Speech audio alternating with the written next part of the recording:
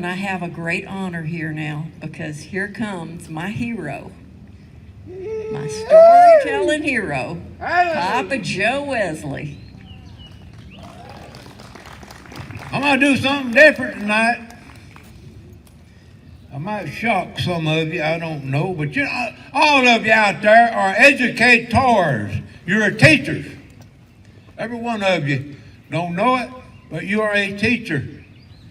And through your lifetime, you will have taught somebody something, just like everybody you deal with has taught you something.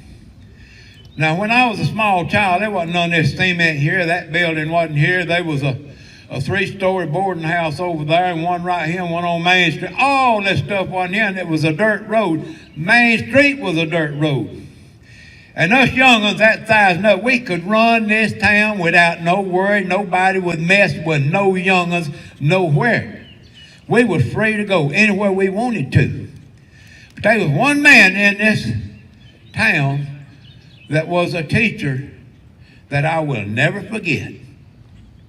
That's the town marshal, BL4. I went to school with his daughter, Jubilee. We was in the same room, and one day there's 4 or 5 of us boys running up and down the street, and he said, "Hey, boys, what y'all doing?" We ain't doing nothing really. Come on here, I got something to tell you. What's that? Y'all want to see what the inside of the jailhouse looks like? Wow. You mean we can see the inside of the jailhouse? Now, the jailhouse was right up here the other side of this street. It was a 3-story building and had an iron fence around it about 12 foot tall, and the top turned in where you couldn't climb out. He said, "Come on in here." We walked around there and went in the jailhouse, and he took us in the first floor, and we run up them stairs to the next. Go on up, look around. We went up there looking around, and he got up there and he said, "Go there and look out that window and see what you can see." Well, when we all bunched up there and looked out that window, we heard that door shut. And it didn't only shut, it locked. And we turned around, and he just walked off. He didn't say a word. He just walked off. And you know, it was about 2 or 3 hours later, he come back, and he unlocked that door. He said, "Now, boys, I got something to tell you. If you do something you ain't supposed to be, you know what it feels like to be locked up in a jailhouse. Now, let me tell you something. I never forgot that. Listen. You know, yesterday and today are important days in our history. That's when the Normandy event, our troops went into Normandy on the beaches fighting Germany. There was thousands upon thousands of people got killed. Our president spent the last 2 or 3 days over there in the military graveyard where American soldiers are buried. He said it's one of the most beautiful places he's ever seen.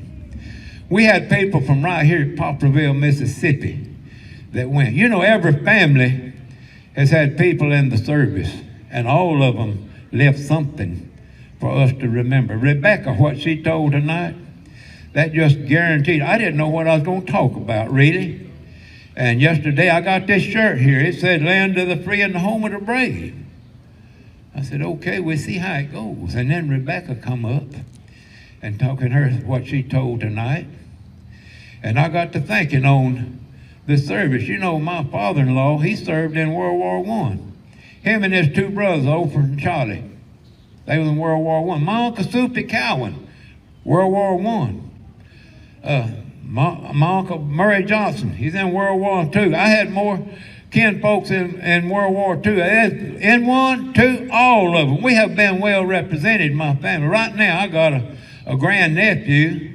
He ain't nothing but bad news to somebody. He ain't very big, but he's been across over there 4 times and looking to go again. He said he loved it over there. His mama said, "You gonna get killed over there, boy."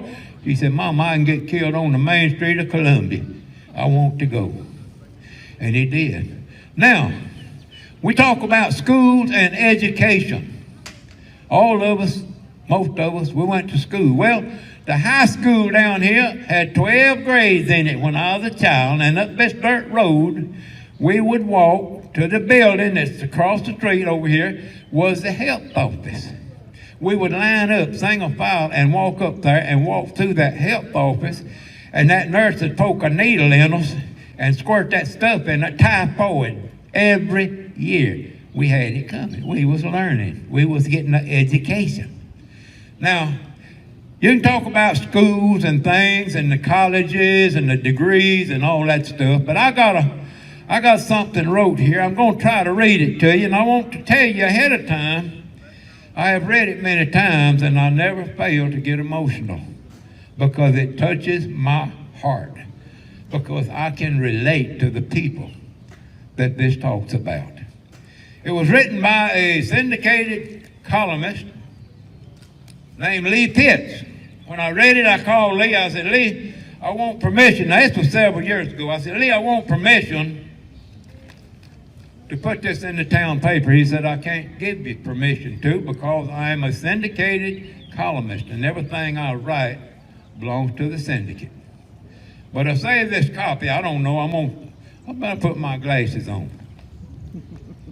Some of you wear glasses. You know what a blessing glasses are? You know, I never know I needed them till I got them. It's a different world out there.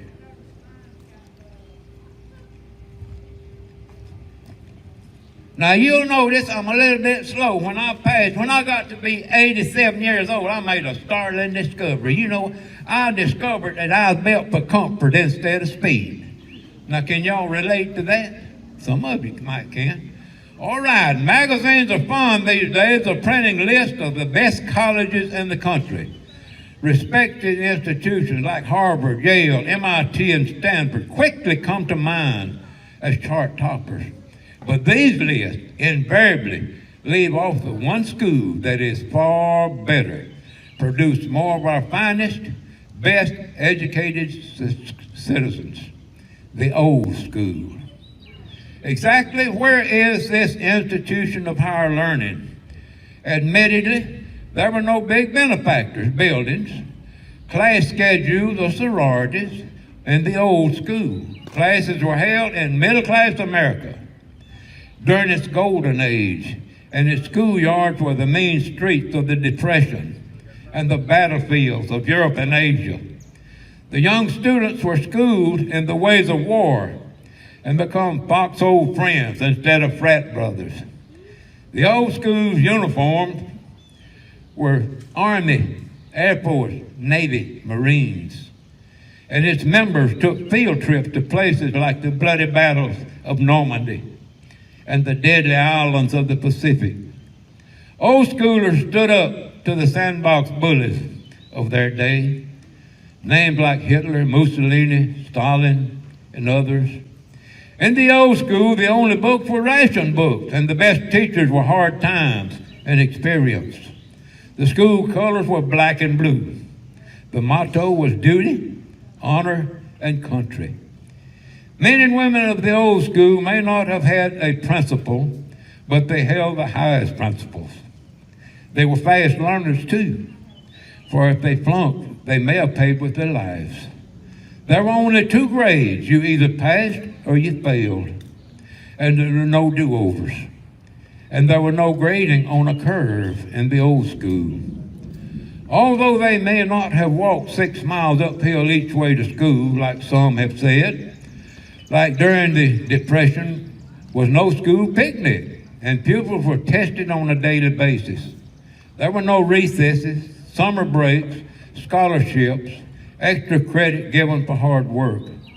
There were no free lunches or internships. Students of the old school worked their way through. Instead of gym classes, they picked cotton, built bridges, roads, skyscrapers. In a country, they wore no letterman's jackets or sweaters, although heaven knows they sure earned their letters.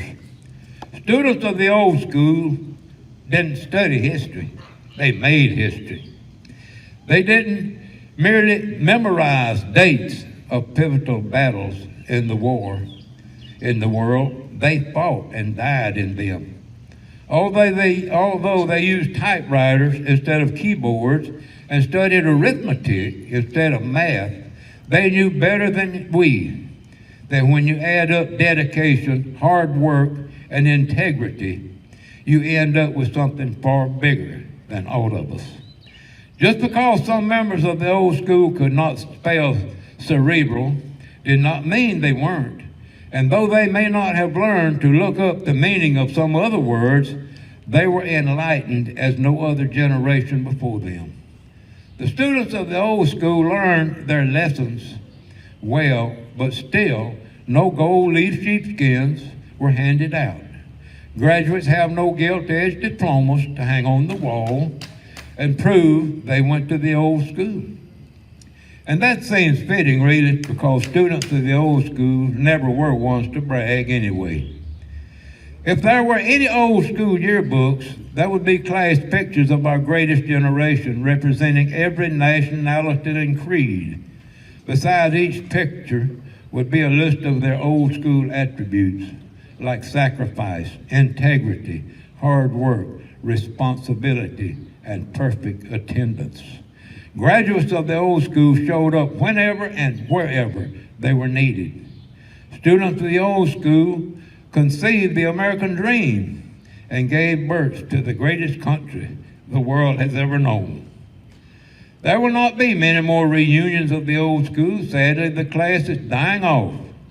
Although old schoolers never received a formal report card or even made the dean's list, we can surely say, in retrospect, that they graduated with the highest honors.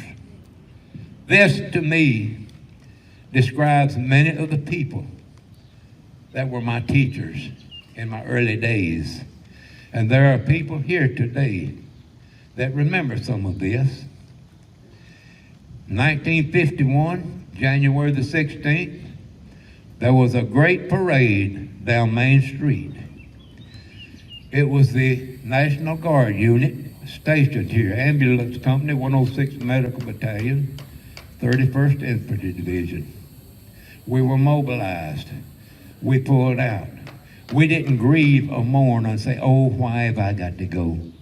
We left this town, we made a circle, come up that main street, and the citizens of this place was standing on the street waving their hands and hollering and shouting because we were becoming members of the old school. Thank you.